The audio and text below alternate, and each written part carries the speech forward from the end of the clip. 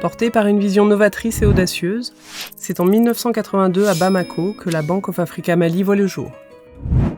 Ancrage initial, mais aussi champ d'expérimentation unique, elle permettra de valider et d'affiner la conception générale et les principes d'action d'un réseau régional en constante progression depuis plus de 40 ans. Au départ, il a fallu, passer en force face à tous ceux qui doutaient de nous, ou tous ceux même qui voulaient que l'expérience s'arrête. Quand ils ont créé la BOA Mali, c'était sous le régime de Moussa Traoré, et les gens les prenaient pour des fous. C'était une aventure qui était tout à fait nouvelle dans la région, et qui a donc été complexe. Il a fallu à ce moment-là tout imaginer, tout construire, partir de zéro, et démarrer avec notre premier client en décembre 1983. La BOA Mali s'est vite révélée comme un partenaire à part entière du système bancaire local. Son évolution rendait concevable la reproduction d'une telle structure dans d'autres pays. C'est à cette fin qu'a été créée en 1988 la société African Financial Holding, qui deviendra plus tard BOA Group SA. African Financial Holding, qui a été à l'initiative de toutes les autres Bank of Africa qui ont été créées depuis lors, soit par des rachats, soit par des créations ex nihilo. En 1989, la Bank of Africa Bénin voit le jour. Sa montée en puissance connaîtra une force et une régularité exceptionnelles. Le concept Bank of Africa, basé sur l'équilibre d'un actionnariat diversifié et une stratégie unitaire, est alors précisé, développé et consolidé. De Remo, ça a été plutôt la phase de formation. La banque était dans une situation de développement. Il y avait des anciens banquiers, généralement des banquiers occidentaux, qui venaient. L'idée, c'était de transférer des compétences aux équipes locales qui avaient été recrutées. Et essentiellement, il y avait une politique, c'était de dire qu'il faut recruter des jeunes. Nous avons fait dès le départ le pari de la jeunesse, puisque toute notre équipe était composée de jeunes diplômés. Le pari a été de faire des femmes et des hommes Bank of Africa. Paul de Remo, qui était le fondateur, est quelque part un visionnaire. C'était quelqu'un d'engagé, un très grand travailleur. Le personnage, en fait, remplissait quasiment toutes les fonctions. Dans le même temps, la décision d'extension dans l'Union économique et monétaire ouest-africaine est prise, avec pour principe de base l'unicité de la marque et une organisation homogénéisée. C'est ainsi que 3 nouvelles Bank of Africa sont créées en Afrique de l'Ouest entre 1994 et 1998. On était en avance sur bien des plans, parce que aujourd'hui, les banques en Afrique, elles font toutes de la banque de détail. Mais donc à l'époque, c'était pas comme ça.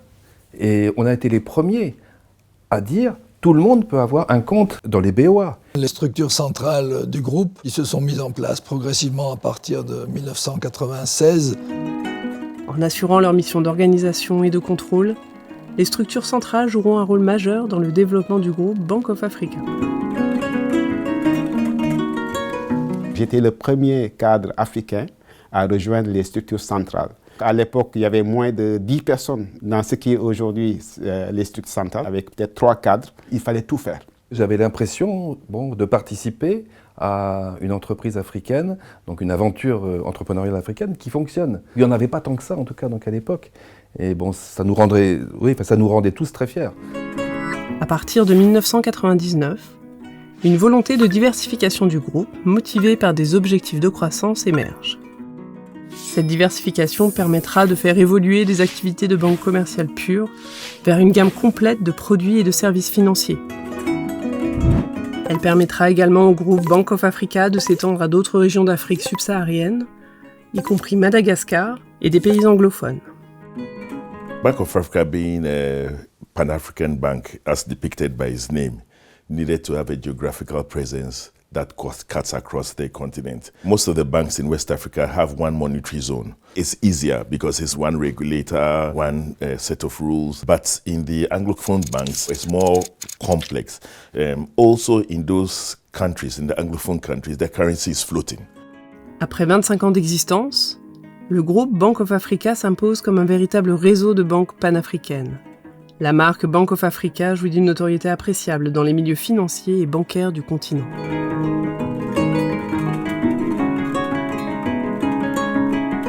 Ça a été, disons, un mélange d'audace dans les initiatives et dans les idées, et aussi de prudence, avec des réalisations qui ont toujours été très progressives. En 2008, Bank of Africa est présent dans 11 pays d'Afrique subsaharienne. Pour accompagner cette importante croissance externe, le groupe a désormais besoin de s'institutionnaliser.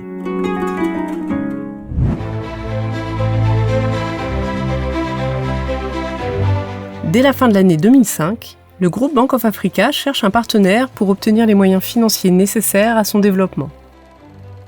Conscient de l'importance de renforcer ses capacités financières, le groupe sait qu'il doit aussi enrichir ses ressources humaines et opérationnelles. C'est dans ce contexte que la Banque marocaine du commerce extérieur se montre intéressée, voyant là une opportunité de renforcer sa présence en Afrique subsaharienne. Si finalement M. de Romon s'est tourné vers BMCE, c'est d'abord parce qu'il y avait un partage de valeurs humaines et culturelles. Entre BMCE et l'Afrique, c'est une longue histoire. La vision de Seyd Membengelloune, depuis qu'il est arrivé, c'est d'être présent dans les 54 pays africains. BMCE, à l'époque, a été la première banque marocaine à s'implanter en Afrique subsaharienne. Les négociations ont duré longtemps pour pouvoir véritablement se mettre d'accord. Il y a la valorisation et puis surtout le fonctionnement du groupe avec cette nouvelle configuration. Le 25 février 2008, le closing de l'acquisition de BOA Group est signé. Tout l'enjeu était en fait de prendre le contrôle d'un groupe de banques privées créé par un homme, Paul de Romon, tout en maintenant les équilibres. L'alliance entre BMCE et le groupe Bank of Africa se traduira par une augmentation progressive de sa participation au capital de BOA Group. En 2010, BMCE a dépassé le seuil de 50% et dans ce cas-là, ça a impliqué un changement en termes de gouvernance. Le président à l'époque, Paul de Romon, est parti, donc, et le président, c'est Mohamed Bennani, est arrivé en tant que patron représentant de l'actionnaire majoritaire. Bennani, quand il est arrivé, il était dans une phase déjà de reprendre les rênes et le contrôle d'un groupe qui appartenait à une autre personne, avec toutes les contraintes que ça pose, de se faire accepter au niveau du continent en se disant « attention, c'est des Marocains qui arrivent ». Le défi était de maintenir et de garder l'ADN africain de ce groupe et d'en garder son ancrage africain et de ne pas être tenté de le maroccaniser. Il faut rassurer les gens, il faut beaucoup d'humilité, il faut écouter les économies, etc. Donc il a joué ce rôle important.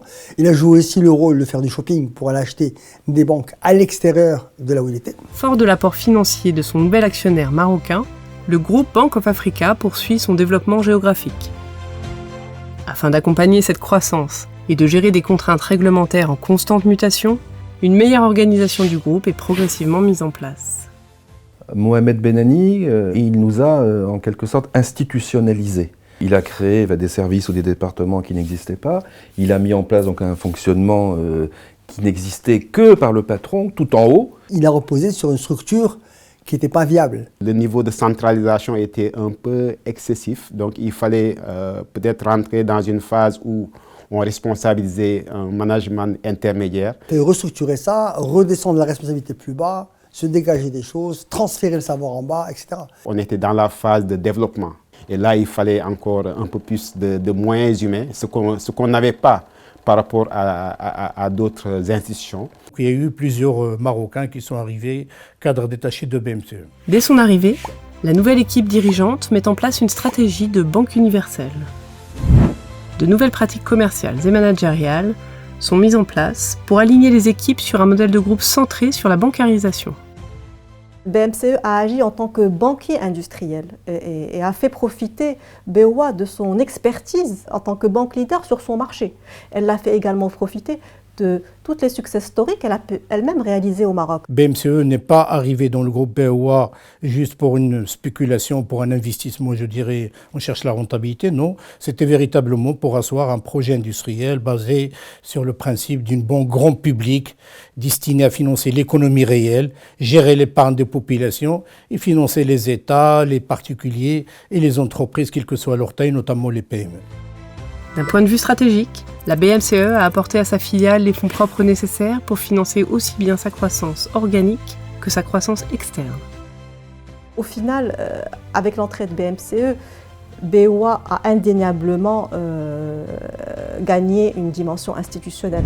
En 2015, Bank of Africa est devenu un groupe bancaire panafricain de premier rang. Les différentes banques du groupe se développent et le taux de pénétration dans les différents pays couverts connaît une augmentation significative. Afin de consolider le groupe et d'accroître sa rentabilité, une nouvelle phase se profile à l'horizon. En 2015, dans le cadre d'une réorganisation stratégique du groupe, un nouveau dirigeant de Bank of Africa est nommé. Il aura pour mission principale de consolider le groupe et d'améliorer sa rentabilité. C'était un groupe qui était très complexe, il a fallu déjà le rendre plus lisible et plus facile à gérer. C'était une organisation, quand je suis arrivé, qui était sous forme de râteau. Donc tu avais un DG et tu avais tout le monde la même chose. L'arrivée de M. Bouabid, ça a apporté beaucoup plus de synthèse en matière de pilotage et en matière d'affinage des chiffres. C'est un pilotage qui est fait essentiellement sur des choix de privilégier la rentabilité à tout. Ce qui est différent en termes de management, c'est le style. C'est quelqu'un qui est pragmatique, c'est quelqu'un qui a une intelligence aussi bien mathématique que économique. Et il met en avant cette intelligence pour construire, que ce soit les plans d'action, pour dérouler les plans d'action, pour suivre et en même temps pour ajuster. Il faut oser inventer des choses nouvelles et ne pas dire on va faire du copier-coller partout, ça ne marche pas comme ça. On a besoin d'écouter le marché, de comprendre et d'apporter des solutions locales, avec une vision globale. Finalement, chacune des banques fait son voyage comme elle veut. Mais on se retrouve à la destination finale. Un accompagnement plus solide prévaut désormais dans le pilotage des différentes banques du groupe. Si par le passé, l'approche commerciale avait toujours primé au détriment de l'approche financière, l'exigence de rentabilité impose aujourd'hui des analyses plus fines. Je suis content quand je vois un directeur général qui comprend bien sa banque, qui comprend bien les principaux leviers de sa banque. Après, c'est comme si on vous donne une voiture à un volant, on vous explique comment ça marche, et lui, il sait la conduire. Il n'est pas dans le brouillard. Tu es directeur général, tu assumes ta fonction. Donc tu dois prendre des paris, tu les assumes, c'est pas grave, on peut se tromper, la vie comme ça. Mais tu deviens responsable. 3 axes stratégiques constituent désormais les fondements essentiels du développement de Bank of Africa. Ils assurent ainsi sa pérennité en tant que groupe bancaire transafricain. Nous avons des plans triennaux de développement bien bâtis, mais qui font l'objet de révisions chaque fois que les circonstances l'exigent. Le plan est fait pour être exécuté et notre obsession, c'est de l'exécuter. En général, ce qu'on fait quand on a une banque qui est mature, c'est-à-dire une banque qui a déjà plus de 500 millions d'euros de total bilan, on fixe des targets de croissance de 1,5 fois le PIB. Maintenant, on est sur des terrains minés. On est obligé d'avoir des approches tactiques, des fois à des sujets qui sont purement conjoncturels. L'avantage du modèle Bank of Africa, c'est sa capacité d'adaptation. Il faut s'adapter à une régulation qui est de plus en plus contraignante, qui devient de plus en plus partout dans le monde, mais en Afrique particulièrement. Il faut s'adapter aussi à une technologie extrêmement innovante. Les transformations mises en œuvre depuis l'arrivée du nouveau management ont largement démontré leur efficacité. En témoignent les résultats solides du groupe depuis cette prise de fonction. On est passé d'un niveau de résultat de 56 millions à cette année à un niveau de résultat de 180 millions. Donc on a plus que multiplié par 3. En 2010, la contribution de BOA dans le résultat net part du groupe de BMCE était de 25% du résultat. Aujourd'hui, elle est en train de dépasser les 50%. Au-delà de ces résultats financiers remarquables, le groupe Bank of Africa tire également sa richesse de sa multiculturalité et sa multinationalité. Il est ainsi devenu un modèle de diversité, inspirant aussi bien ses équipes que ses dirigeants. One very rich thing about Bank of Africa is the diversity of the staff and the opportunities to work in different markets and in different cultures. Diversity is good for sure. It's good to know that you are working with people from completely different backgrounds, different languages, different capabilities. It opens your mind to so many things that you did not think about. Et entre les époques, et entre les pays, et entre les âges, et entre les cultures, je trouve qu'on réussit pas mal ce brassage, cette multiculturalité. Il y a donc une très forte identité chez Bank of Africa et qui transcende tous ces clivages-là. You don't see color, you don't see race, you don't see gender. We are all the same. And for me, I believe when you get bitten by the green, your blood becomes green for life. Fidèle à une stratégie conduite et affinée depuis plus de 40 ans, le groupe Bank of Africa poursuit sa route avec succès, dans le respect des valeurs qui ont toujours guidé son action. La marque BOA, c'est une marque solide et s'est imposée à travers l'appui indéfectible de ses actionnaires, à travers son management, mais surtout à travers son capital humain. Au niveau du groupe, nous devons d'abord croire en nous, croire à notre projet, croire au capital humain, croire aux moyens que les actionnaires ont mis à notre disposition pour relever les challenges de demain. Aujourd'hui, on peut être fier de ce qui a été accompli. Bravo, on est des champions. Ce travail-là a fini par payer. Malgré des conjonctures économiques compliquées, etc., on a toujours arrivé à surmonter. Donc cette intelligence collective, je voudrais qu'elle soit toujours préservée dans ce groupe-là.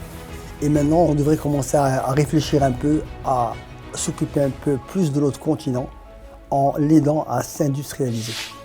En 2024, la marque Bank of Africa célèbre son 40e anniversaire avec vous et grâce à vous. L'avenir de Bank of Africa dépend de cette exceptionnelle conjonction de nationalités, de talents, d'expertise et d'expérience. Ensemble, nous pouvons construire un avenir meilleur.